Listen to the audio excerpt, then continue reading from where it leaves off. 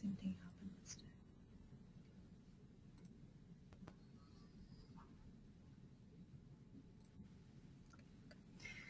Good morning and welcome to the National Family Justice Center Alliance monthly webinar presentation. My name is Mary Mosini. I am the Assistant Director of TA here with the Alliance.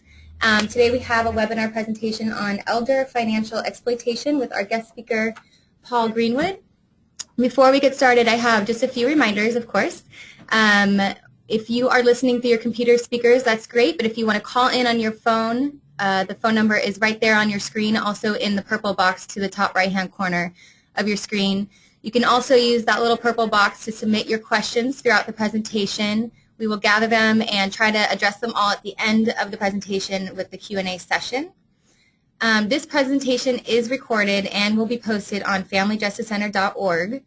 I do want to remind you all that registering for this webinar does not sign you up as a member for the resource library online. In order to do that, you got to go to familyjusticecenter.org and sign up, create a username and password. It's simple, free, and easy. It takes 2 minutes, and that way you can access this webinar and all of our past ones on our resource library. And of course, we want to thank our wonderful sponsors for this webinar presentation, the Verizon Foundation. They have been very supportive of us in the past few years, being able to provide these quality trainings to you all at your desks, free and easy, no travel, no other technicalities involved, just very easy training, and we thank them very much for all their support throughout the years.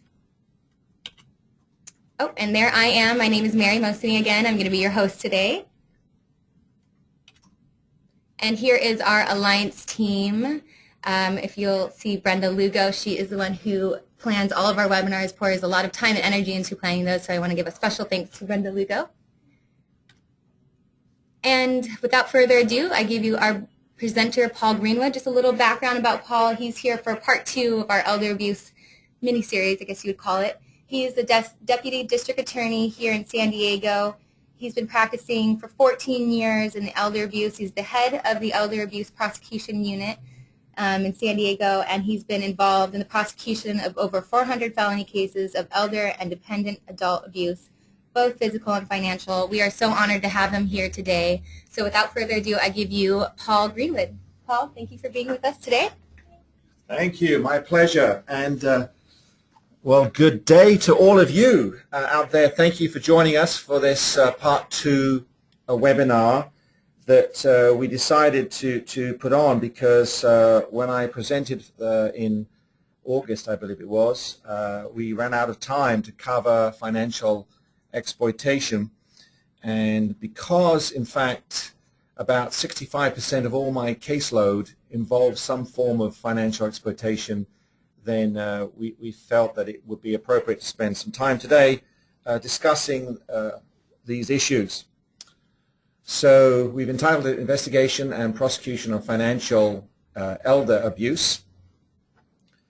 And there's my title, as Mary introduced me. I've actually been a lawyer for 32 years. It's easy for me to remember how many years I've been a lawyer because it's the same number of years I've been married. So I don't know whether there's any connection with that, but each has been wonderful. And for the last 14, as Mary said, I've been privileged to be prosecuting crimes committed against our senior population here in the county of San Diego. We have a county of 2.9 million people, and if you reckon that about 15% of that population is over the age of 65, then I think you can understand that I have quite an established database of potential victims out there.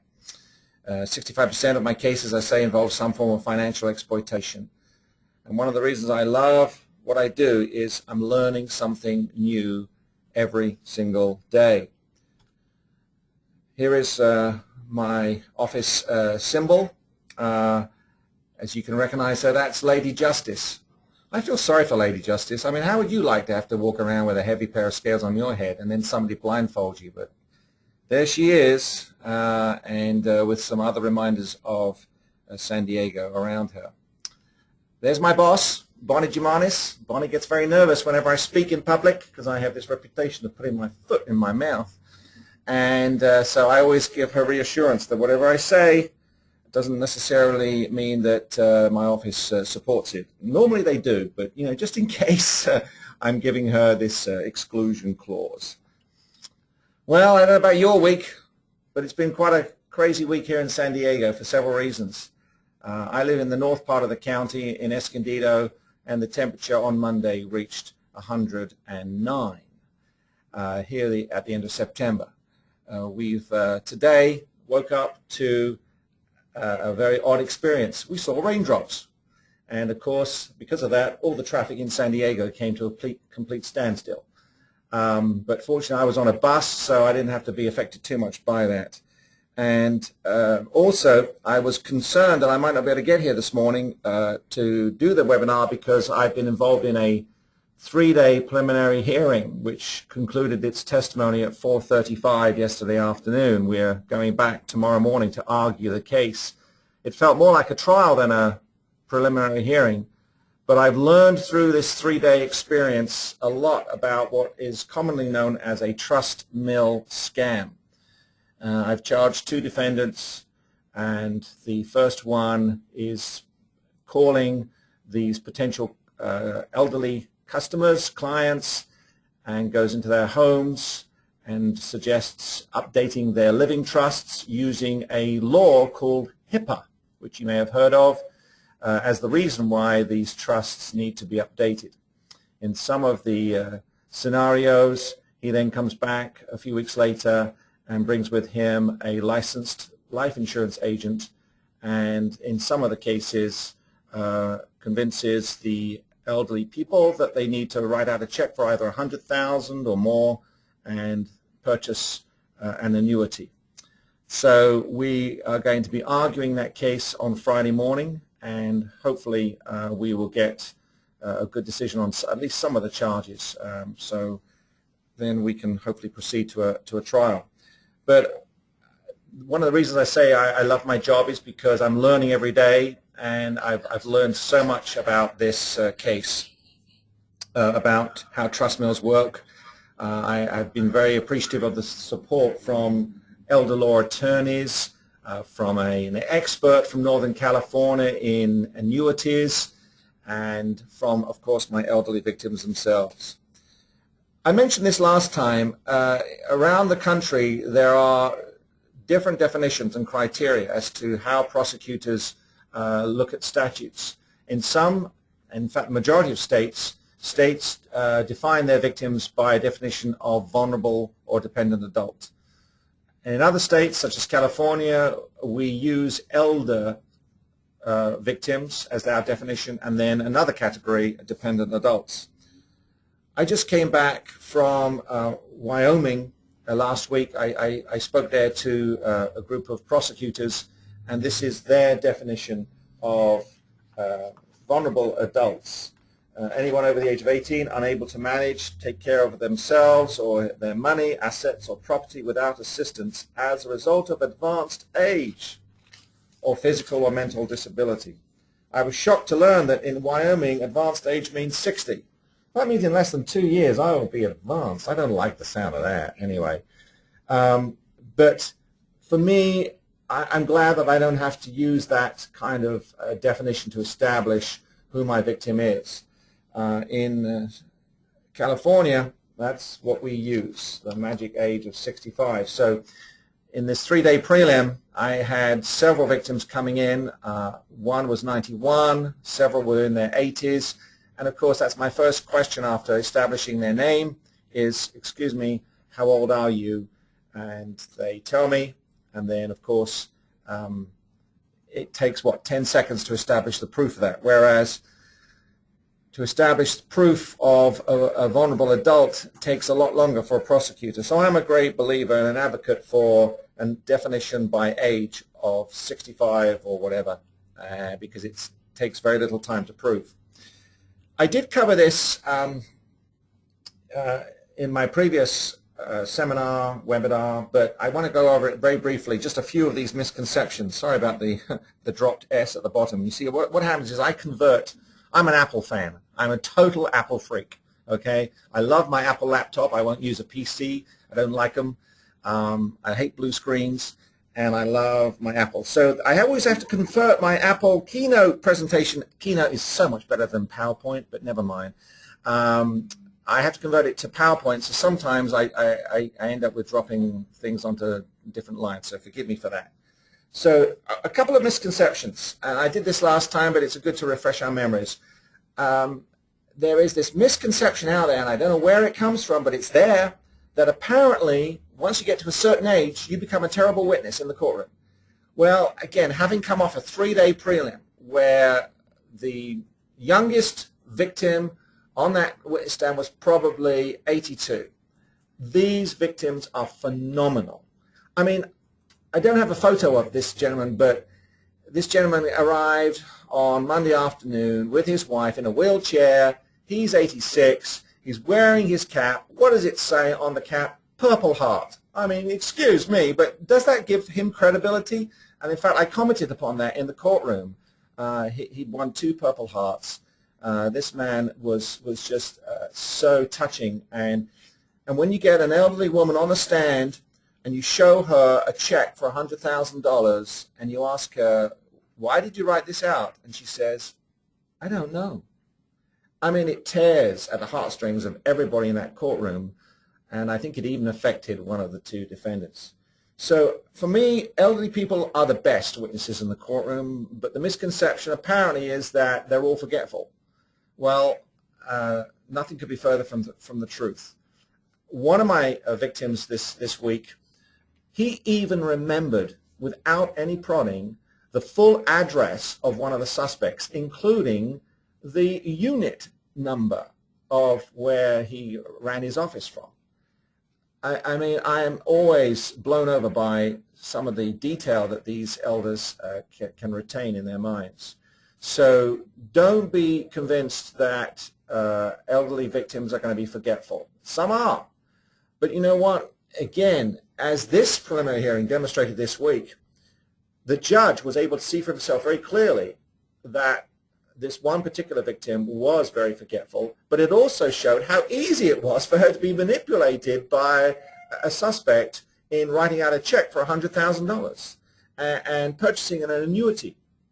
And an annuity with a 30-page contract full of legal language that I don't understand, let alone a lady with some impaired memory. So forgetfulness is something that we can work around and deal with. Again, I always show my picture of some of my favorite victims. Look at them. I mean, do they show credibility? Oh, you bet they do. And you've got to understand, you know, in San Diego, as in any other jurisdiction, you don't get to choose who your witnesses are. You send out subpoenas and you just, you know, wonder what they look like. And can you imagine a 21-year-old fella from Pacific Beach coming into my courtroom? Guess what? How he's dressed? Well, he's dressed a little differently from the way that my victims there are dressed, I can tell you. And so I just love having these kind of people in the courtroom. That they were all victims of my Rota defendant. He's not the crook. He's just some poor fellow I borrowed from the internet, but that's another story. The second myth, which again I've talked about, but I want to reinforce it again, is that if the elderly victim gives the money voluntarily, according to some folks, then, hey, there's no crime. But I've seen it very differently over the last 14 years. In each of these cases of my victims this week in the preliminary hearing, they handed over the money by consent. They weren't threatened. They were not forced to do it. They were asked if they would like to invest in this annuity or give money, and they, all of them, either gave a credit card or a check or some other form of money transaction. But I believe that there are opportunities when you dig deeper to prove that what appears on the surface to be consensual has in fact been diluted by fraud, undue influence, or by in fact taking advantage of the mental limitations of the victim. And I think, and I'm hoping that that came out pretty clearly in the case that I prosecuted this week. Thirdly, I've had this problem several times over. The elderly victim is ripped off. a report is given, an affidavit of forgery or fraud is filed with a bank or a credit union, and the financial institution steps up and reimburses the victim. When law enforcement get involved, they perceive that the victim is now the bank or the credit union that has reimbursed the initial person. And when the bank or the credit union is reluctant to get involved and produce the goods, and in fact, if the bank or the credit union says to the detective, well, you know what, we're just not bothered, we'll just write it off as a loss, thank you very much, go away. For some reason, some of the detectives who aren't fully trained in this area come back to me and say, well, we've lost our victim, there's no point in going forward. My focus is not on the bank or the credit union, my focus is on the individual. Yes, it's good they've been reimbursed, but we've got to go after the perpetrator. Because if we don't, they're going to do it again. This is a common misconception. Sometimes we only discover the theft after my victim has already died. And how we get this, and I may have mentioned it in the webinar last time, is it is typically from the adult son or daughter who flies back into San Diego for the funeral. They live 1,000 or more miles away, so they've not been in touch in recent weeks with the elderly parent. But they come back for the funeral. After the funeral, they go back to the home, and they actually go and live in the home for 2 or 3 days or a week, sifting through deceased parents' paperwork. They discover canceled checks or other documentation which for them raises red flags of financial exploitation. They call me up. I tell them to make a crime report. 24 hours later, they come back to me or call me and say, Mr. Greenwood, I tried that, but the police told me to go away because the victim is dead. There's nothing they can do. And sometimes I say to the adult son or daughter, well, call the police back and say to them, what should I do if I wanted to report a murder? Because in my book, I don't see any difference. I mean, you wouldn't get a police officer saying to a person, well, I'm sorry, I can't do anything about a murder because the victim's dead. No, of course not. We investigate those cases and we prosecute them. We use other evidence. We use corroboration, we use circumstantial evidence, and indirect, direct. There's various ways to prove homicides, thankfully. And that's the kind of attitude I think we should use in these kinds of cases. Are there scenarios in which we can prove a case of financial exploitation even though the victim will never come into a courtroom to say that they didn't give consent? And I think there are some cases, and I'll try to establish what those are later on in the webinar. This is huge. Elderly victims involved in home repair. Again, we have so many of these cases in San Diego. The victims are homeowners.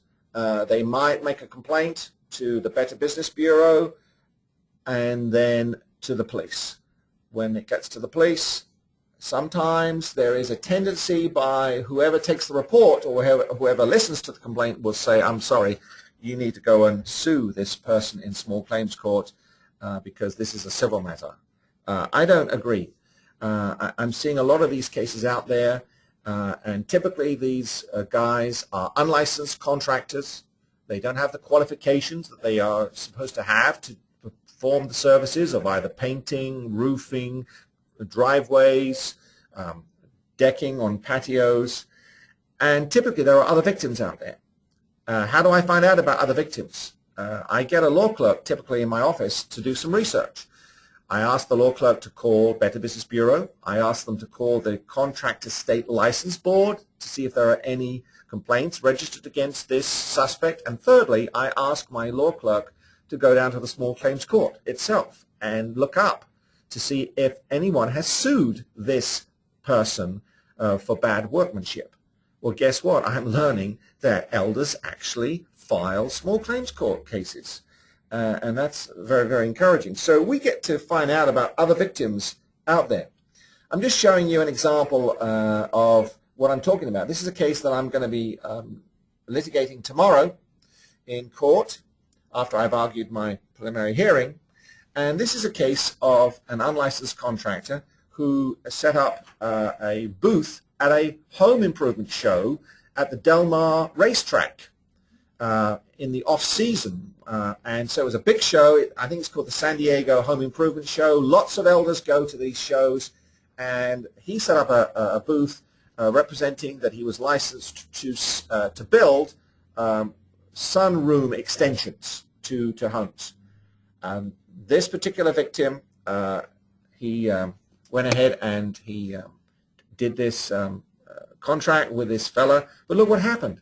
The work was sporadic. He gave them all this money, around, I think it says $26,000.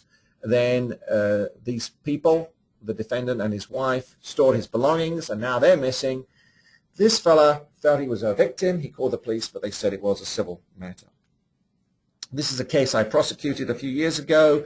This guy calls himself Father and Daughter's Christian Construction Company. I love this. We will do anything from cleaning a toilet to building a house because we need your word of mouth. I love that. The good news right now is I believe that William Petrie right now is cleaning a toilet somewhere in a penitentiary. He calls himself proud, licensed, bonded, and insured. Now, if you're a crook and you're calling yourself a Christian construction company, where would you place this flyer? Easy. In a church parking lot, and that's what he did. Interestingly, he placed it on several vehicles, but not every vehicle in the parking lot. He did not place it on the Lincoln Navigator or on the Austin Mini Cooper. He only placed it on the Buick and the Cadillac de Seville, because you know why, because those are driven by elders.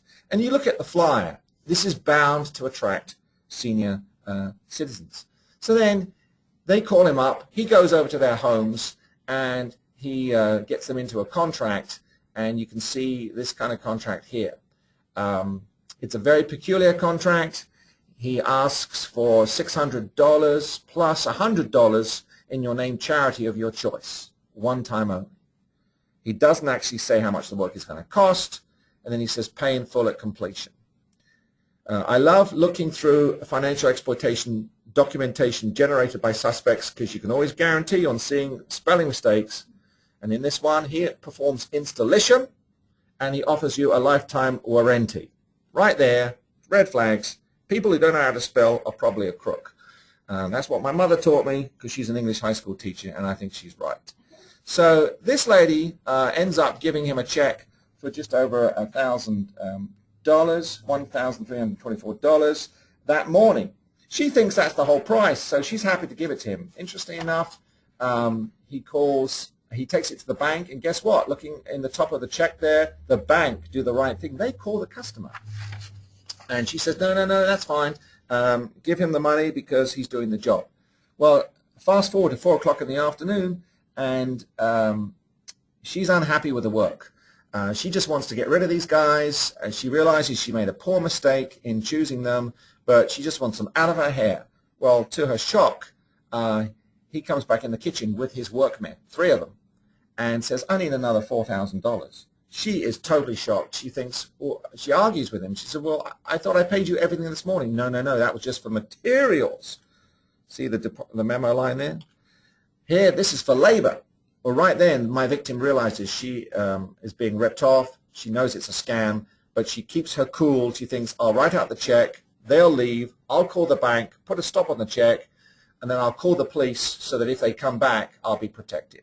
To her surprise, William Petrie grabs the check but leaves his 3 workmen in the kitchen while he goes back to the bank because he knows from this morning's experience that the bank will call the customer. And sure enough, they did. They called her again.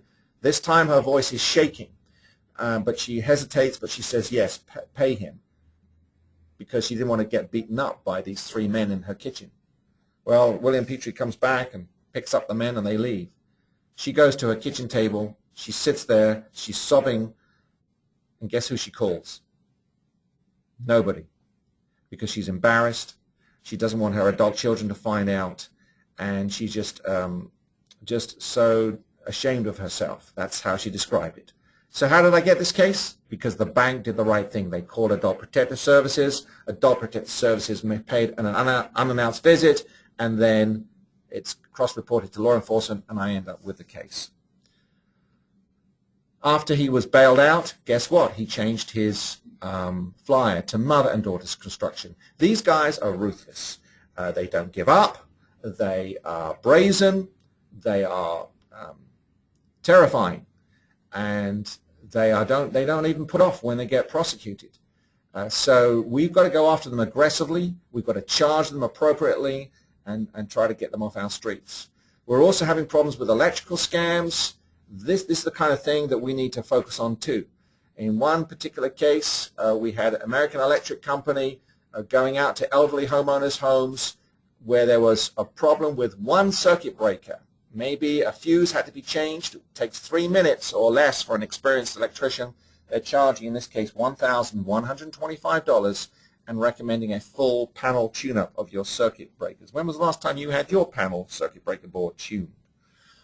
You know, financial exploitation cases can't be just done by law enforcement and prosecutors. It's got to have a multidisciplinary approach. I'm a fan of getting together with other agencies, and I think one of the best ways of doing it is for prosecutors and police to team up with their local adult protective services agency. And we're so fortunate in San Diego that we have a great working relationship with our partners in APS. And I have to confess that before I started in this area 14 years ago, I had no clue who they were. But I've learned to appreciate every day the work that they do, and it's important that we partner with them, making sure that they have billboards and posters out there. When we started this campaign, I'm sure you've seen it, Silence Isn't Golden, and for financial exploitation we use the color green for the money, just to make sure that people understand that it's a crime and we've got to report it. After this webinar is over, I'm heading over to United Way, where we hold every 6 weeks or so a meeting of FAST, F-A-S-T, Financial Abuse Specialist Team. And today we're meeting with some of my prosecutor colleagues, and we're going to be putting on a panel discussion, sharing with the members who attend about the kinds of criteria we use in issuing and filing financial and physical abuse cases, primarily financial. There'll be banks there, credit unions there, there'll be investigators there, adult protective services, elder law attorneys, and it's just a great interactive group. Don't forget, working with law enforcement, we've got to overcome some of these preconceived ideas. And educate law enforcement that, for example, if they say, well, where's the crime, Greenwood, because she gave him the money? No. Consent is definitely an issue here. We need to look beyond the surface, dig deeper, and see if, in fact, we can prove beyond a reasonable doubt that there was a lack of consent. Where a victim says, okay, I got ripped off, but you know what? I'm embarrassed. I'm ashamed. I don't want anybody airing my dirty laundry in open public in court. I'm sorry. We've got to go after these crooks, because if we don't go after them, just because the victim says, I don't want you to go after him, then he's going to do it again to somebody else. So we've got to do it. If somebody says, well, this victim is elderly, they've got issues, they're going to make a terrible witness, so the prosecutor is not going to file the case. That is not true. Hopefully the prosecutor will understand that we can work around any limitations that this victim might have. And then finally, if they say, well, it's a power of attorney, therefore it's a civil matter. No. Again, consent is an issue here. With prosecutors, well, what do I say to them? These cases have merit. These financial exploitation cases are serious. They're provable. Let's get creative in the way we charge these cases, and don't just rely upon confessions and DNA and other things. You know, not every case is going to be watertight confessions by suspects. There are cases that are going to be difficult and challenging, but there are ways to prove them beyond a reasonable doubt in court. And we can use some help from talking to adult protective services. For example, getting creative in the way we charge cases. Can we charge a felony instead of a misdemeanor? What other crimes can we charge other than theft? And just to prove the point that within an office, different prosecutors have different views. This week, a case came into our office, into our division, which showed that 2 suspects distracted an elderly lady in a supermarket. And after she was distracted, her wallet was missing from her purse. And the police apprehended one of the suspects, but $150 was stolen. Well, that case was reviewed, and it was decided that it should go to the city attorney for a misdemeanor. I happen to disagree, and I've asked for the case to be brought back, and I'm going to charge it as a felony. Now, what felonies can we charge? Okay, the value of the loss of the theft is a misdemeanor. But is there something else we can charge in addition to a misdemeanor theft? I think there is. For example, when you've got two suspects who are clearly working in concert together, they're distracting a victim who's elderly, I believe there's a conspiracy there. So I'm going to charge a felony conspiracy to defraud an elder. What about entering into the supermarket? Did they enter with the intent to commit a crime? I believe they did. I believe that I can prove circumstantially that they were in there for one purpose only, not to buy bread or milk, but to defraud an elder. So I'm going to be charging a commercial burglary and a conspiracy, which are two felonies, plus the misdemeanor loss of the under $900 or $950 theft. Make sure that we involve seniors as part of our multidisciplinary approach, reaching them through day centers and other things. Make sure we provide a positive message, and we need to sometimes offer something like what I call my top 10 tips, but also a free lunch. Seniors never turn down a free lunch, and so door prizes, you can't keep them away. Now, I'm just showing you this. This came in yesterday in the mail. I'm going to be speaking at the La Jolla Presbyterian Church on Friday, October the 8th. And I just love the way sometimes I have free press publicity agents, you know. I mean, look at the way they build me. Isn't it cute? So they give me scales of justice. Tip the scales in your favor. I love that. With the top 10 tips to beat the scams from Deputy DA Paul R. Greenwood. All this with great food and fellowship. I mean, what a attraction that is, huh? So I tell you what, I've learned over the years, faith-based communities are a great place to go and share information with them, and they love it. Presbyterians are great for potluck suppers, so I'm looking forward to a nice potluck next week. But I've been to places of all faiths, and I think it's a great opportunity for us folks involved in multidisciplinary teams to go out there. Very briefly, I'm going to rip through the top 10 tips because some of you have asked about those, and we're going to put them online for you. But here we go. You can cut and paste when you get them and tweak them and do what you like. But this is what I do. Tip number 1, choose a caregiver with caution. In California, you don't have to have any mandatory background checks. Don't ever hire through a newspaper. Always ask the agency to show you what background checks they've done. Don't rely upon references because most of them have been forged or filed by the suspect caregiver themselves. I always refer to this case, which is a case which I prosecuted. Here's an ex-felon out of Nevada, comes to California and gets a job as a caregiver through an agency. And I just use that as a visual impact to remind seniors that they could be allowing a convicted felon into their homes. I also tell them that home health aides is the fastest growing job in the healthcare industry today. I also then say tip number 2, watch out, because the number 1 item that is stolen out of your home is going to be your jewelry. And who steals it? I've had carpet cleaners steal it, sucking the jewelry through a vacuum. I've had tree trimmers coming in through the front door, pretending to be tree trimmers and wanting access. And I've had caregivers, I've had bad sons, all kinds of people stealing the jewelry. I'm urging every senior citizen in our county to use a shredder. Don't throw anything away which contains your name and address, because there are such people as dumpster divers out there sifting through the trash looking for information about you and I. I'm constantly asking seniors, don't leave a mailbox unlocked. Make sure you get a mailbox that is locked, because so much mail is being stolen from mailboxes today.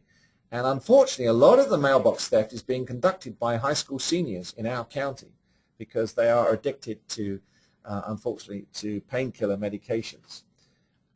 Mailbox security is a huge issue, and I'm urging mobile seniors to consider renting a post office box. I'm also urging them to collect their checkbooks directly from their bank or the credit union rather than run the risk of having them stolen through the mail.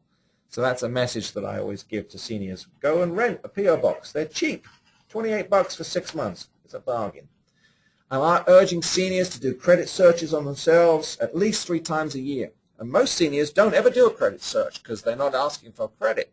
But it's important because that's one way of at least minimizing the risk of becoming a victim of identity theft, or at least finding out sooner than later that you are a victim of identity theft. Most seniors, unfortunately, don't know how to do credit reports, so it's good to educate them about that, and also tipping them off about annualcreditreport.com, which is the free search once a year.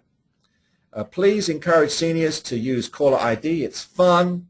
You can prove that you are psychic, but it also puts you on your guard, because if it shows up unknown, private, or out of area, it should immediately make you wary of giving out any information. And what do you do when you get that annoying telemarketer? I'm telling seniors, blow that whistle as hard as you can down the phone. That will stop it. And then, of course, the foreign lottery. They'll never, ever win the foreign lottery. Sadly, and I show them headlines that we see in the newspaper every month or so, you know, it happens. People in San Diego County are losing money hand over fist to these victims. Doris here has let me use her name and her image. Doris got a letter or an envelope from Pepsi. This is a valid address from Chicago, but if you look to the right, you will see a red flag. It's in French. This didn't come from Chicago. This came from Montreal in Quebec. She gets a letter telling her she's a millionaire winner and asking her to call Tom Ford. In the letter is a check. Tom Ford tells her to cash the check in her local bank and then wire the money of $3,500 back to the crooks. Of course, people get these kinds of letters saying it's urgent, 14-day deadline, and this is all part of the scam that they go through. I then get victims, and I show these checks. These are bogus checks that my victims are being sent, and they cash them believing that they are valid. Sometimes there's light relief. Some of my crooks send letters, which I love. Look at this second paragraph. Please accept our apology for any incontinence. Isn't that beautiful? But then, of course, we get our victims going to Walmart, being asked to wire money to unknown places, or Canada or Jamaica or UK, wherever. And I'm just telling them, don't do it. If you get an email from West Africa, and I got one this morning, don't respond to it. I do, because it's part of my job, and I like to tweak these crooks. And what do? They send me a certificate of incorporation showing that I, by day, am a prosecutor, but by night I work for the Federal Republic of Nigeria. Isn't that impressive? And then, of course, grandmothers out there are being scammed daily around this country. They're being called up by the suspect, and they trick the grandmother into believing that it's the grandson who's calling from jail needing bail money to get out of jail. And they're asking the grandmother to go to the bank, withdraw the money, go to Walmart, and go inside and use MoneyGram to wire the bail money back to the grandson. And then, of course, there are times when blind elders are being conned by people who are actually telling them that their bank statements are in good shape. In one of my cases, I had a blind grandmother allow her 25-year-old granddaughter to move in. Unknown to the granddaughter was a heroin addict. The granddaughter stole her grandmother's ATM card and withdrew $55,000 over a long period of time. The grandmother didn't know this because she was relying upon the granddaughter to tell her that everything was fine with the bank statement, until suddenly the bank called the grandmother to tell her she was overdrawn. I've already covered this point, but I reinforce it with seniors about don't do business with just the first handyman who comes across you. Do your background checks on your handyman. And I encourage them to get estimates, photograph the progress of the job or the lack of it.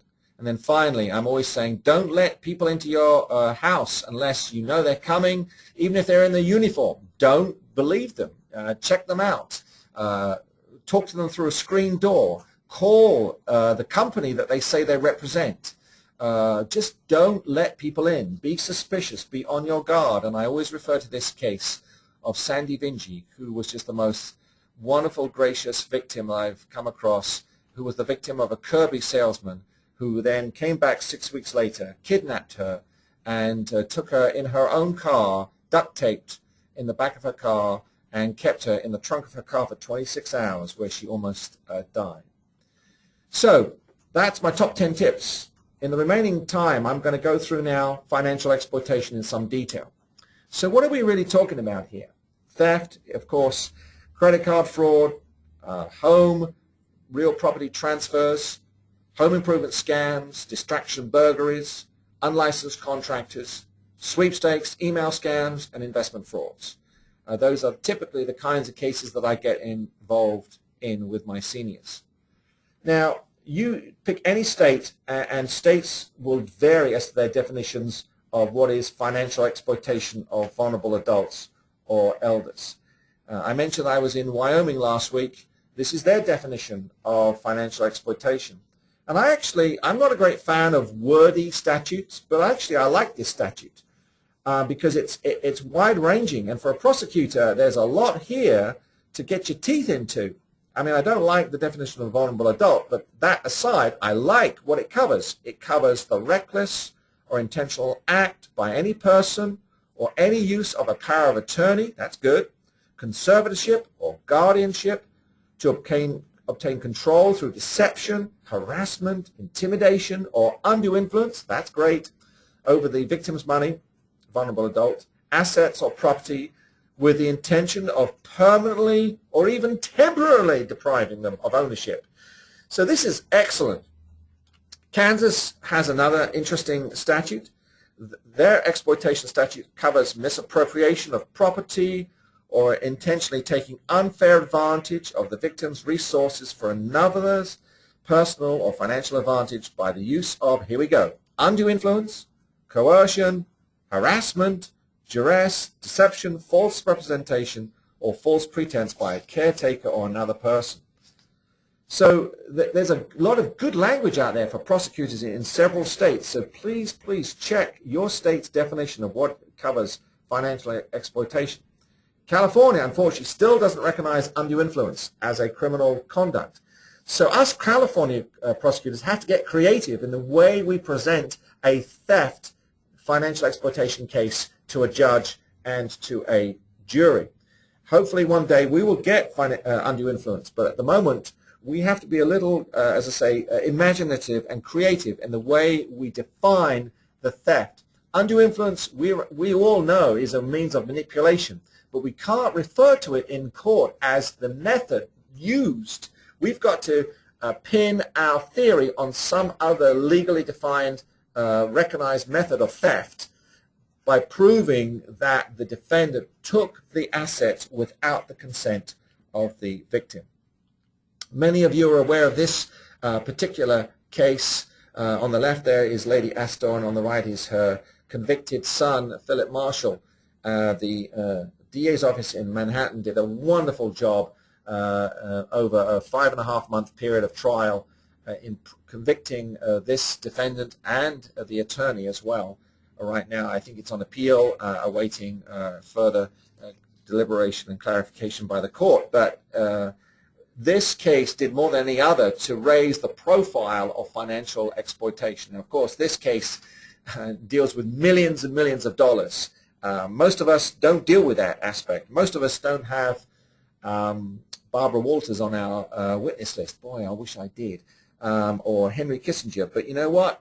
It has raised the profile of these cases and has done a great service to us. So kudos to Manhattan DA's office for what they did. Meanwhile, we deal with other cases such as the gypsy case or the traveling criminal case. I'm not supposed to use the G word, but these defendants call themselves the G word, so I don't feel so uncomfortable calling them that. But this is a case of financial exploitation where the crook drives around looking for potential victims. He parks behind them in his car, blocks them from leaving the supermarket parking lot, jumps out of his car and starts to say, you've got a dent, I need to fix it for you. And before the victim can say no, he's already bashing away at the car and causing more damage, and then charging her $750, $800, and even taking her, and I call her because it's primarily elderly female victims, to the bank to withdraw their cash. Fortunately, in this particular case, he he was caught because the victim smashed into the front of his car. As you can see the damage there, and the police were called and he was then arrested. So what do we see? As I mentioned, jewelry is the number one item that I see stolen, but there's also checks, ATM cards, credit cards, and the whole bit. I'm always telling folks, look in the back of the checkbook. Are there any checks out of sequence? Because that's obviously going to be a red flag. When it comes down to it, how do we prove stealing? Well, most states have a pretty fundamental definition of theft. Taking property belonging to the victim without the victim's consent with the intent to permanently deprive. Well, number 3 is the key here. How do I prove in California that the assets were taken without the victim's consent? Well, fortunately, we have what is called a jury instruction in California that the judge reads to the jurors. And when a judge reads anything, that has weight, that has authority, and it has much more of an impact than anything that I am going to say to the jurors, because what I say is argument. What the judge says is law. And this is what the judge says is the law about consent. And I love this. This is a very pro-prosecution jury instruction. A lot of jury instructions are not necessarily pro-prosecution, but this one is.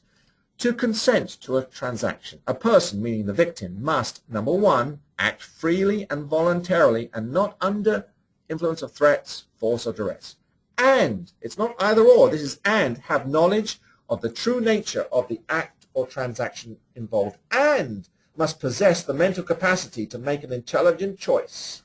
Now that you can really, really weave into your closing argument to prove to a jury that this particular person did not act with consent, because you can point out at least one of those elements there that was not met.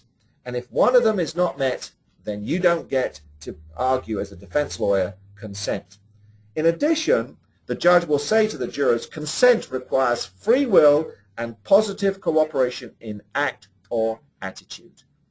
And in some of my victims this week, they believed that this cold call coming in from this fella saying that he would come to update their living trusts, they were under the impression that this fellow came from the attorney's office who had done the original living trust. So one of the questions I asked the victim was, if you had known that this person who entered your house did not work for your attorney, would you have agreed to do this? And in most cases they said absolutely not, which then gives me another good lead in, because I've charged multiple cases of residential burglary. To prove burglary, I have to prove that the defendant was there without consent, without permission, and was basically there without authority. And again, I can show this by showing that the victim was being defrauded, was being hoodwinked. What I want to do in the last 15 minutes or so is go through how I address these cases. I believe that financial exploitation cases can be divided into 1 of 3 categories. And so that's what I'm going to go through now. The classic case of theft from a competent victim, theft from an incompetent victim, and theft from what is called a marginally competent victim using the method of undue influence. Here's my first scenario. This is the easiest one. The victim comes in, the victim is credible, my victim testifies, says, hey, I didn't give permission, I didn't owe any money to the suspect in the first place, and it's a straightforward, pretty clear-cut case. This is an example of a case. Here's my victim's caregiver. My victim had several checks that were stolen from her and that were forged in a bank. We suspected the caregiver, but in fact we found out that the actual suspect who was forging and cashing the checks was this guy. But the advantage of going to the DMV shows that they lived in the same address. They're roommates. So here we have co-conspirators. Caregiver obviously stealing the checks, giving them to roommate who then forges them. We then go back to my victim. What does your signature look like? And here she is signing GL Price. How does the suspect sign her name? Look at it. I mean, Georgie L. Price. It's very different. We can prove forgery, and sometimes we don't even have to hire a forgery expert. I think jurors can see immediately that that is not the victim's signature. And she's going to say that's not her signature. We don't need an expert to say that. Another thing I like is that when suspects go to the bank to cash forged checks, the bank asks them for identification. These suspects typically give them their true identification. So here's the ID, and then we can backtrack that number to who it is on the DMV, and bingo. Another thing I love about financial exploitation cases when these crooks go into the bank is we have photographs. We have the bank teller, we have the crook in the bank, we can know with the date when this was taken, and we can prove it by photographs that this is indeed the suspect. So I love these kinds of cases. Scenario number 2, my victim cannot testify. Who do I bring in instead? I bring in the victim's treating physician to tell the jurors that at the time when the transaction took place, the victim lacked capacity through dementia or Alzheimer's or Parkinson's or some other illness. Here is an example of that type of scenario. I think you can see my victim. I think you know very well who the victim is. There she is. Her name is Ruth. She's in her 90s. And so who's my crook? The guy's pushing her in the wheelchair, clearly. His name is Wade. He was a limousine taxi driver who was hired by somebody else to take Ruth out for a day from a nursing home. She suffered from severe Alzheimer's or dementia. And one day he takes her out without her best friend, on her own, and he takes her to one place only, the bank. On the way to the bank, he gets Ruth to sign a CD surrender form for cashing in her CD for over $90,000. He manages to convince the bank that because Ruth wants to apparently cash in the CD, they ask him, who's it payable to? And he says, Ricardo Buhane. The bank asks him, who is Ricardo Buhane? He says, oh, that's her lawyer. They do not ask Ruth any questions whatsoever. All the questioning is with the suspect. They give him a cashier's check, less $1,000 because they penalize Ruth for early withdrawal of her money. Now, the important part of this case is that Ruth never testified. She lacked capacity. She couldn't testify. Her Alzheimer's or dementia was so severe that she was not able to be a witness. And in fact, by the time we came to preliminary hearing, she was too ill, and by the time we came to trial, she was deceased. So I brought in her doctor, and her doctor was able to prove that jury instruction that this particular victim lacked the ability to give consent. Now remember, earlier in the webinar, I indicated that there are cases where we can prove theft without the victim being alive. This is one of those cases. If we can prove that at the time of the transaction, transferring assets from the victim to the suspect, that the victim lacked capacity, we do not require the victim's testimony in court to prove theft. Scenario 3, and this is the most difficult. You look at the case and you scratch your head. You wake up at 3 o'clock in the morning, and yes, we do, don't we? We do wake up at 3 o'clock in the morning thinking about these cases that bug us so much. And we're thinking, now what can I prove theft beyond a reasonable doubt? What's the defense going to say? Oh, they're going to say it's a loan or it's a gift. And these are the kinds of cases where my victim is marginally competent. My victim will testify. But it's a case where my suspect has exploited the victim's vulnerability, and you end up concluding that the victim was unduly influenced or was defrauded in some other way. Now remember, in California, I cannot present a case of undue influence as my theory of theft. I've got to look for a way in which I can show manipulation as being the method that withdrew the consent in the transaction. Remember, if I can prove that the victim lacked consent, then I am 90% of the way to proving my case. So for those states that have undue influence on their criminal code, what do you need to do?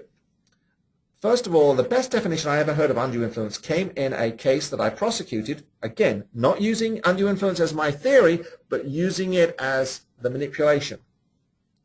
And the definition came from an elder law attorney who worked for this elderly man who had been befriended by this younger woman. When this man's wife died, the woman moved in, she married him in Las Vegas, and then she brought him to his lawyer's office to do 11 amendments to his living trust, one after the other. Finally, on amendment number 10, the lawyer got cold feet and said, I'm not going to do it. And when he testified to that in the courtroom, the judge swung around and said to the lawyer, what took you so long? I mean, that was just a magical moment for me in my prosecutions. And at that moment, the lawyer looked at the judge and said, you know what, Judge, I realized that my client was being pushed in a direction that he did not want to go. And I think that's a wonderful definition of undue influence. So what is it? It's influence that takes away the consent. That's the important part of this whole scenario. So that you can argue to a jury, there's no longer free will. Remember that instruction that the judge says that you've got to show free will is being exercised by the person. And if it's no longer there, then there's no consent. And in so many of these cases, it's important to have your victim evaluated by somebody who's trained in this area, a psychologist or a psychiatrist. Now, these cost money, so it's important to try to talk to people who are willing to join your FAST team as a multidisciplinary member. Maybe they will do the evaluation at a pro bono or a cheaper discount rate. But it's important sometimes to have an opinion rendered that this patient, this victim, this client is susceptible to being manipulated. So then what do? You want to look at the suspect and the victim's relationship. How long have they known one another? And in my experience, the longer that the victim has known the suspect, the less likely I'm going to be able to prove undue influence, manipulation, and theft. But if they've only known each other 3 months, that is a good indication that this is a red flag that we can show manipulation. I want to find out where my suspect first met my victim. And they meet them in the most interesting of places. Denny's is a great place to meet your victim. If you're a crook and you want to exploit an elderly, lonely person, where do you go? You hang out at Denny's at 5 o'clock in the afternoon looking for the sunset specials. You look around Denny's and you will see elderly people sitting on their own. You will go to supermarkets and you'll go to the vegetable aisle and you'll see an elderly person walking around on their own. You will go to the bingo hall. You'll go to the casino and see a lot of elders on their own. You will go to church or a synagogue and you'll see elders worshiping on their own. You will move in next door to a lonely elderly person. There are so many places to meet, and I want to know, where did my elder meet my suspect? Thirdly, I want to find out everything I can about the spending habits of my victim before my victim ever met my suspect. And typically, I can show through accounting that my victim was very frugal, was very conservative, didn't ever buy anything of luxury goods. I use my mother as a great example. My mother, bless her heart, she's 87 years of age, and she has the same washing machine for like 25 years. She'll never buy a new washing machine until it actually breaks down. She won't buy a new TV until it breaks down. Conservative, frugal, because that's how they were raised. But then you look at their spending habits after they meet the suspect. And boy, what a difference. Very rarely did they ever go out at night to eat dinner. But suddenly when they meet the suspect, they're going out every night. And of course, it's always on the victim's expense. They're making weekend trips to Vegas and other places. They're buying luxury items. They're buying health club subscriptions for the suspect. And then number 4, look at the history of charitability of the victim. That history, I always like to include, for example, if my victim is a grandparent and has a grandson or a granddaughter who has graduated from high school, I want to know how much did my victim give to that grandson or granddaughter at the high school graduation. Typically, it's no more than $100. And I use that to compare that to the $17,000 check that they gave to the landscape gardener or to the mechanic or to the new neighbor next door, and to contrast that. Because why on earth would they give that amount of money to somebody they've just known when they only gave $100 to their beloved grandchild? You then look at what is left, and in some of the cases I can prove that the money that was given was a large percentage of their life savings. You look at multiple escalating transactions, and then you look for statements made by the suspect that convinced the victim that the suspect was a good person.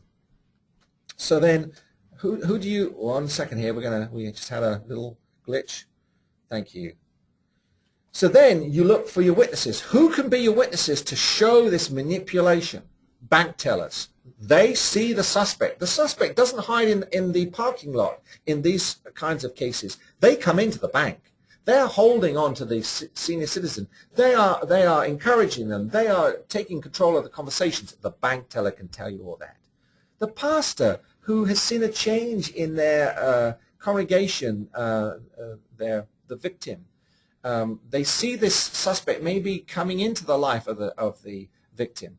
The good neighbor who sees what's going on, the doctor, the pharmacist, all these folks, family members, although one thing about family members, they may be biased against the suspect because after all, it is their inheritance that is being drained.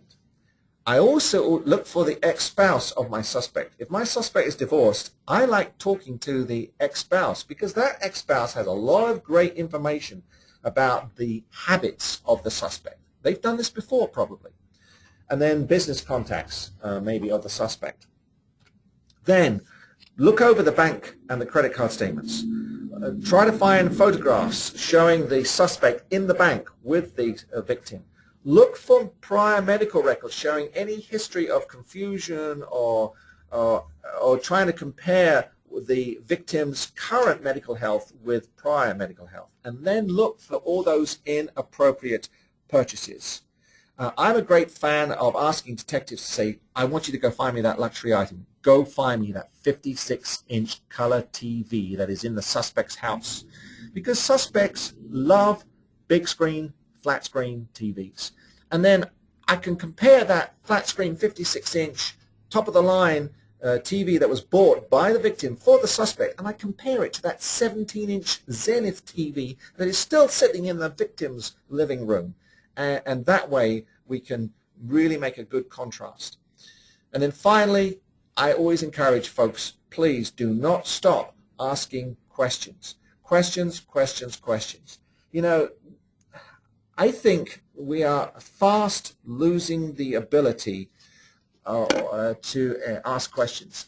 As I go around, as I meet people, as I travel, I sit next to people on the bus, as I sit next to people on airplanes, people just don't like to ask questions too much. They like to tell you about themselves, but they don't seem to be too curious. My own children who are 30 and 24, when they've been with me in the past growing up, they have got embarrassed. And when I meet their friends and I start asking them, who are you, what are you doing, or what do you hope to do with your life, where do you come from, my kids look at me and go, Dad, that's rude, you're being nosy. And it's not being nosy, I'm just inquisitive. I want to find out. And so I encourage detectives and APS and other folks, keep asking questions. Because my experience is, and it's happened this week in the courtroom, and by the way, when I'm in the courtroom, I don't follow a script typically, and sometimes I never know what question am I going to ask until the next one. I ask questions and I look for the answers, and those answers lead me into a whole new area of questioning that I never knew existed. And sometimes it takes me and the defense by surprise. And during the break, we talk to the witness and we say, why is it that today is the first time you've ever said that? And the answer typically is, because nobody ever asked me that before. And so I think we can all learn lessons from that. Keep asking questions, keep digging, and it's amazing what we will find out. Well, you know, time is slipping away. I was going to mention one case, but I won't at this time. I'm going to go to the very end. We have time? We have only a few questions. Oh, isn't that funny? I've just said we ask questions, and we've only got 2 questions from our audience. But okay, we've got time to go through this case. Okay, well, I will go through it then. Here we go. Let me go back to it. This is a case of undue influence that I had to not call it undue influence, but call it something else. My victim testified. My victim had areas of vulnerability. My victim had areas of short-term memory deficits as well. Here's my victim. He was absolutely taken with his caregiver's girlfriend and the girlfriend's daughter. The caregiver was a male, and the caregiver knew exactly how to exploit the vulnerability of my victim.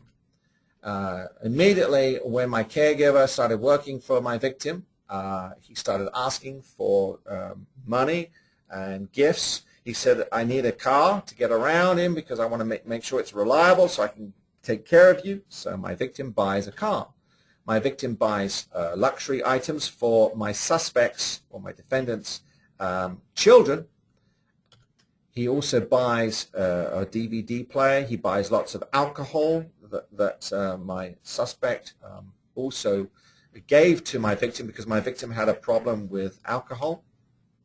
And then this was a few years ago. Here's the big screen TV that my victim purchased for the suspect. When the suspect was arrested, and by the way, the San Diego PD did a phenomenal job, particularly kudos to Leslie Albrecht, who sadly for me has moved on to another area of investigations, but she was one of my top investigators. When she arrested my suspect, in his possession was this note that the suspect held onto from the victim, authorizing the suspect to use the victim's credit card. Also in his possession was a letter, a note from my victim, and in it he is explaining something. To whom it may concern, I made an error today at the Point Loma branch. I asked Don Harris to drive me to the Point Loma branch of Union Bank. My intention was to withdraw funds for my personal use. And so it goes on. While in the bank, I forgot what I was to do and mistakenly asked for a large amount of money. In fact, he asked for $40,000. In writing this, I make it clear that it was my error. In no way did Don Harris have anything to do with any bank transactions. Again, I apologize for the misunderstanding. Now, that note was found in the suspect's possession when he was arrested. Why would the victim write something like that? In addition, we found in the suspect's possession a cassette tape. Inside the cassette tape was the voice of the victim, and it was pretty obvious that the interview or the statement of the victim was rehearsed. He was stopping every few lines, and it was clear that he was being coached and prompted by somebody. Obviously, circumstantially, it was the suspect. And on the tape, a sleeve, it says, in case of emergency, this tape was made for Don Harris by Joe Jessup. Again, in the possession of the suspect. So at this time, we focused on trying to get information from our suspect's girlfriend because we got a lucky break. Because at the time of the arrest, we discovered that unknown to this girlfriend, our suspect had gone and married somebody else. Nothing like that to tell your victim's girlfriend to make her mad and to give you information that you're looking for. She then produced for us a document that she'd never shown to anybody before. Some years earlier, he had got her to sign this document. I promise never to call the police on Don Harris and claim that he is physically, emotionally harming me in any way. If I do call the police and claim any of the above, it will be a false allegation. I mean, can you imagine anyone ever writing something like that? When I showed that to her in court, she's crying and she says, yeah, I signed that because he promised to marry me if I gave him this document. In addition, she drafted this affidavit. I declare that I give full legal custody of our daughter to Don Harris. And then he got her to prepare this other affidavit, combining both of them, giving full custody to him and promising never to call the police. When we saw these documents, everything fell into place. This is a classic case of manipulation. This is his MO. He manipulates his girlfriend. He manipulates his elderly victim. And we are able to present evidence of this to the jury, and they convicted him of theft. Again, I wasn't able to argue undue influence, but I was able to argue lack of consent, even though the victim was saying, yes, I bought him the TV, yes, I gave him this, yes, I gave him that. So finally, as we wrap this up, and hopefully we'll have some more questions, this is what we want to talk about. Very important. What happens if the victim dies after the investigation begins and before the prosecution finishes? Number one, do you have victim's testimony from a preliminary hearing? If the scenario is number two, the death of the victim shouldn't matter because, of course, the victim's testimony isn't going to be there anyway because the victim lacks the capacity. In my case, it was very, very important to bring in all the victims this week. I brought in, I think, about, 7 or 8 victims, all in their 80s or early 90s. If one of them dies before trial, and I'm hoping there will be a trial, I have their testimony preserved, and we can then refer to that testimony. Please, please avoid grand jury proceedings. I do not like grand jury. I am puzzled by the fact that we can get an indictment without a defense attorney being present. I like defense attorneys in my courtroom. I want them there. I want them to probe. I want them to cross-examine. And of course, cross-examination has to be done if we are to be able to preserve testimony for a future proceeding. Another thing, be very careful when investigating financial exploitation cases about obtaining consent release forms from victims. If the victim has capacity problems, please don't get the victim to sign a medical or financial document release form. Because if you do, you're going to run into severe problems at trial, because the defense is going to seize upon that by saying, you got them to sign it, you thought they could understand it, therefore they understood, they had consent. They were able to give consent, therefore you can't use lack of consent in your closing argument. So we've got to go through a search warrant or a subpoena. I understand why it's easier to get a victim to sign a consent form. It's quicker, but a search warrant is the way to go in these kinds of cases. Interviewing elderly victims is very important. Make sure they're comfortable, build a rapport. Let's look for achievements. I love sitting down with my victims, and before we ever talk about the financial exploitation case, let's talk about something that they're proud of in their lives. Sometimes it's because of what they're wearing. The Purple Heart victim who brought in his hat, I could tell he was so proud of the fact that he was a Purple Heart. Medals, other achievements, promotions, jobs, grandchildren, something that they want to talk about. And then look for areas of how they were taken advantage of. And I also like trying to preserve the video, the interview on video, even though I may never be able to use it in trial. At least I have something to refer to and have my detectives bring it to me to say, Paul, this is your victim, and it gives me a sense of who I'm dealing with. For those of us who are up with these legal things, Crawford v. Washington is an important case out there in legal land. We've got to be very careful to make sure we bring in our elderly victims at the earliest opportunity. Since Crawford was decided, I have asked my investigators, please bring me your case as soon as possible. We've got to issue the case as soon as we can, bring in the victims as soon as we can into a preliminary hearing so that we can get their testimony preserved. The defense is going to ask for a delay. They're going to try to postpone it, try to avoid postponing hearings because we've got to get those victims on the witness stand at the earliest opportunity. Remember about seniors, getting them to court. Make sure when we bring them to court they have their hearing aids, their spectacles, the magnifying glasses, oxygen tanks, whatever they need. Let's get them in there so we can testify, have them testify effectively. And finally, I want to talk about the impact of these crimes on my victims. The more I deal with financial exploitation cases, the more I realize that their impact can be devastating and can be as violent as physical abuse cases. But this is a point which I think judges need to understand. Judges in California are being basically told there's overcrowding in prisons, try not to send people to prison who've committed a non-violent offense. So we've got to convince judges that sometimes suspects who commit acts of financial exploitation are as violent in their impact as suspects who commit physical acts of violence. To show you the effect of these crimes on a victim, here's a victim before and here she is after. Do you see the difference?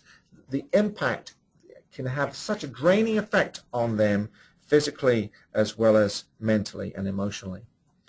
As I wrap this up, I finish always with the same 3 things. I love to finish my closing argument with 3 words that begin with the same letter. The letter P, because I'm Paul, I'm a prosecutor. Passion, purpose, and perseverance. And that goes a long way in seeking justice for our elders. So I'm going to leave you with my contact information, and then we're going to get to some questions questions. In fact, we do have more questions. So I'm going to start here with a question from Bob Barber. Thank you, Bob, wherever you're from. What if my victim dies after the initial complaint is filed?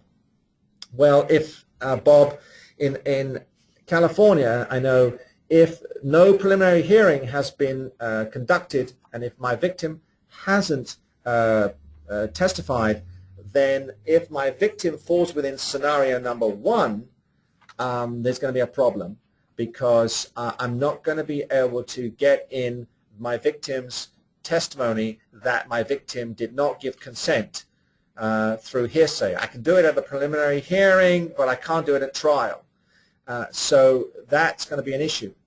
But if my victim dies before they testify at the preliminary hearing, but they lack capacity, then that's scenario number 2, and that will not affect the ongoing prosecution.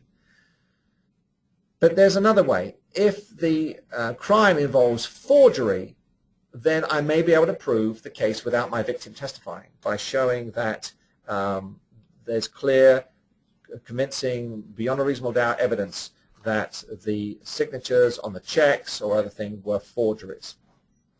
Number 2, same person gave me this question. Bob Barber says, is it possible to prosecute a criminal from out of state when my victim lives in California?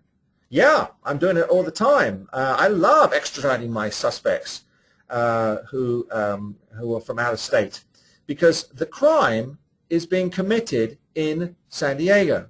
Now, the crime may be happening over the telephone, or it may be through the mail, but it's happening in my county, and so we have jurisdiction over the criminal. So we investigate suspects who do live out of state, out of county, but we can still extradite them and bring them back to San Diego, because the crime itself, the effect on the mind of the victim, and that's where the crime is happening, is the impact on the victim, and the victim is in San Diego, and that's where the crime occurs, and that's where I can file it. Number 3, do you ever work healthcare fraud cases? Occasionally I get information regarding bogus medical claims on behalf of elderly patients. But most of the time those cases typically go to our local Attorney General's office here in San Diego County, who has a Medicare fraud department. So typically I defer to the Attorney General, who do a good job on investigating those types of cases. But occasionally, for example, I've had a case involving an audiologist who ramps up thousands of dollars worth of treatment and equipment which is ineffective for an elderly patient. Number 4, with all the budget cuts, this question comes from Paul Tosh. With all the budget cuts, how do we get prosecuting attorneys to accept cases of financial exploitation of the vulnerable adult? Great question, Paul. And this is my response. Because I'm getting this all the time. When I go around the country, I get elected prosecutors telling me, well, it's all very well, Greenwood, but, you know, we don't have enough money to have a unit and prosecute these cases. My question to them is, do you prosecute misdemeanor DUIs? And the answer is, well, yes, of course we do. Well, why do they? Well, the answer is, as we all know, number 1, it's a threat to public safety, but number 2, there is a great advocacy group out there called Mothers Against Drunk Driving, who make sure that our local prosecutors take these cases seriously. And that's how I think we should treat where there are crimes committed against vulnerable adults or elders. We have got to become strong advocates, and we need to go to the elected prosecutor and say, what are you doing about this? That's why our unit started 14 years ago, because Adult Protective Services had the guts to go to the DA's office and say, what are you doing about this? Why aren't you prosecuting these cases? And making it clear that budget cuts is no excuse for not prosecuting these cases. These cases are as serious as any other. And one more thing is that there are some prosecuting agencies out there that typically will not prosecute if the financial loss is under a certain large figure. To me, that smacks of prosecutorial arrogance. There are many times when $700 lost to a widow is as huge an impact as a loss of $30,000 to somebody else. So I do not look at the size of the loss. Never do I look at that. If somebody has ripped off an elder, even for $50 or $100, I will prosecute that case if I can prove felonies in addition to the misdemeanor loss of $50. Because if I don't, then what's that suspect going to take a message from? They're going to say, oh yeah, I can get away with this. Okay, it was $100 this time. I'll do $200 next time, and then $300, and it's going to impact other victims. Next question. In California, where you cannot use undue influence as your theory of theft, and the victim has mental capacity, how do you prove theft? Are you arguing the consent was not voluntary and just not using the terminology of undue influence? And that's from Erin Tinoco. Very good question, Erin. And I come back to, does the particular outline of the case of theft fall within scenario number 1 or scenario number 3? Now, if it's scenario number 1, then the victim will tell me straightforwardly, hey, I didn't give consent, so I don't have any problem with that. But I think you're probably referring to scenario number 3, which is where my victim is marginal. And my victim may even suggest in testimony that they gave the check or the money voluntarily to my suspect. So how do I get around that?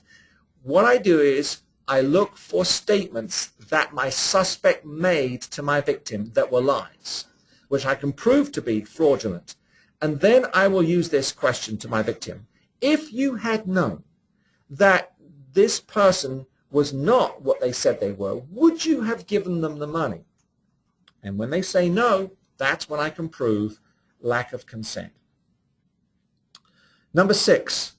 This is Bob Barber, you've been busy, man. Here, you've been asking lots of questions. I hope, oh no, there's other people too. But Bob Barber, you asked a number of questions. My victim died prior to preliminary hearing, and his testimony was never heard. Only his statements were made to law enforcement.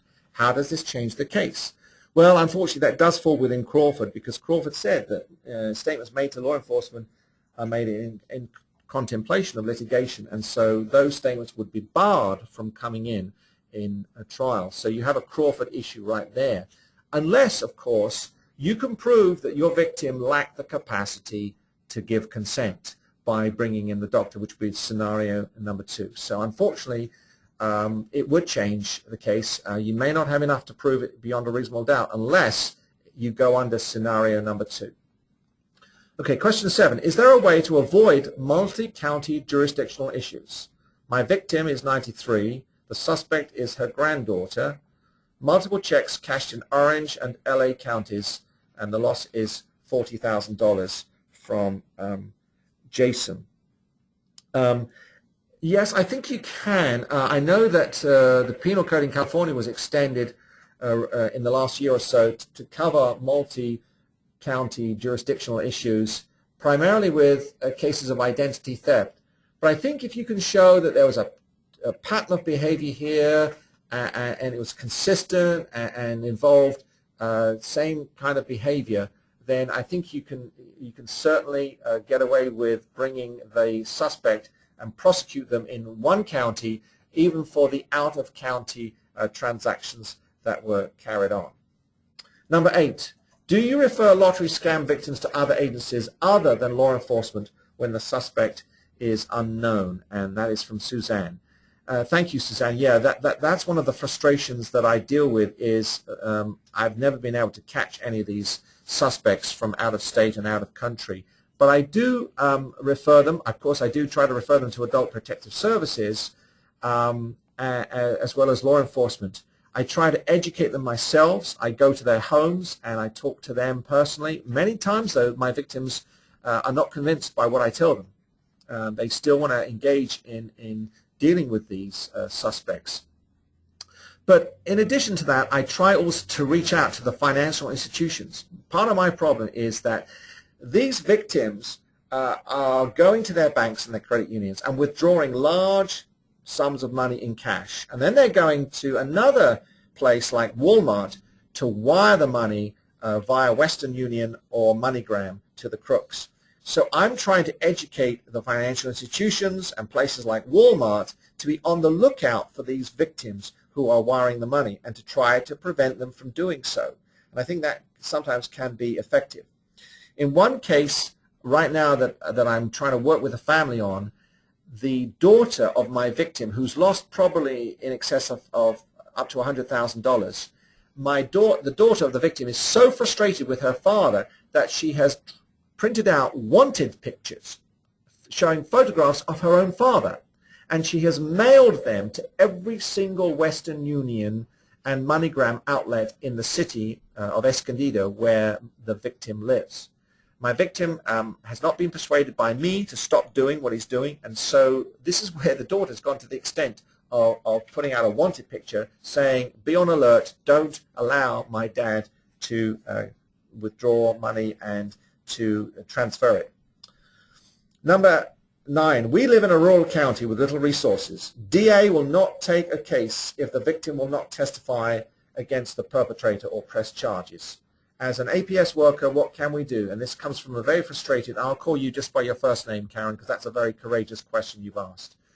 You're living in a rural county. The DA tells you that they will not take a case if the victim is not willing to testify against the perpetrator or press charges. Well, frankly, I'm as frustrated as you are by that response from a DA. Because you know what? This is what I would do. I would say, is that the attitude that you display when dealing with victims of domestic violence? Now, I don't think so. I think that DA's office will probably file charges on domestic violence cases even when the victims don't want them to. When dealing with victims of financial exploitation, we should be no different. And there are many times when victims tell me, I'm not going to cooperate, I don't want to help, I'm not going to come in and testify. I don't care, frankly. And I say that with some respect for the elder's position, but I don't care if they don't want me to press charges. I don't care if they don't want to come in. The point is, and there's only one criteria, can I prove this case beyond a reasonable doubt? And if the answer is yes, I am going to file charges.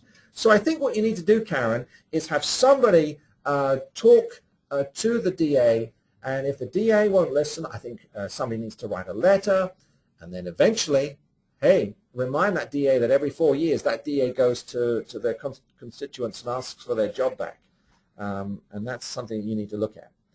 It's interesting that a lot of people who are running for office are sometimes now using the prior incumbent's track record of prosecuting elder abuse cases as a reason why the voters should bring in a new person. Number 10, I am a paralegal at a senior legal hotline. I've had many seniors, and that's an emphasis, many seniors who are victims of financial abuse, and I cannot get the local police or APS to act. My clients are told it's a civil issue and APS is overloaded. Who can I get in Sacramento to help or even listen to my victims? And that is Kim. Well, Kim, I'm sorry to hear you say that. I am a great believer in writing letters. I think you need to write a letter to the elected district attorney of whichever county. It might be Sacramento County or it might be a neighboring county. But have somebody write a letter to the elected district attorney and to the local police chief to set out what you are seeing and to express your frustrations. I would even go so far as to send a copy of that letter to your local elected official who actually is in the legislature, in the assembly or in the Senate in Sacramento.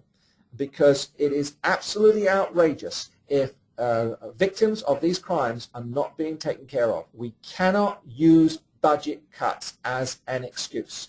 Because when I go back to my office, we're all suffering from budget cuts, but we're still prosecuting misdemeanor and felony drug cases and DUIs, and we're placing an emphasis on elder abuse as well. Don't allow anyone to convince you that budget cuts is an excuse for not prosecuting these cases.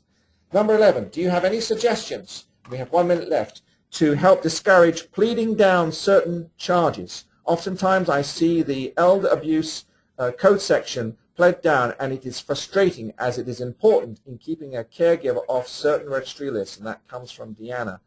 Well, Deanna, yeah, I mean, there are many reasons why prosecutors take a negotiated plea from a defense attorney. There may be evidentiary proof reasons. There may be other reasons.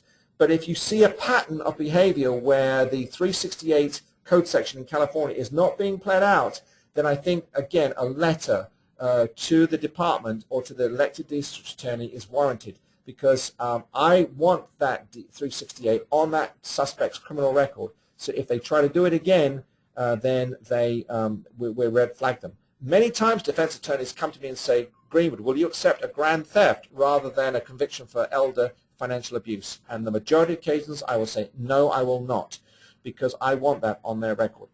Well, it looks like we're out of time. It's 10:30 in California, and so I'm going to hand back over to Mary. All right, thank you very, very much, Paul. That was a very informative webinar. I have no doubt that a lot of people will be downloading that webinar and the previous one to get all that information out of it. We can tell that you have a lot of passion about this topic, and it comes through in your teaching. So thank you very much for being with us this morning. Of course, I got to plug our conference coming up in April 2011 here in beautiful San Diego, California at the Hilton Bayfront. We are partnering with the NDAA Child Abuse Prosecution Conference, so we will have, of course, our normal topics on family justice centers and co-location, as well as some great subject matter training. We encourage you to bring a team of folks out to come visit us in San Diego next year. Again, thank you to Paul for presenting with us today. This presentation will be posted into our resource library very soon, and Brenda will be sending an email on how to access that. And thank you again for joining us this morning. We hope to see you on the next presentation. Have a great day.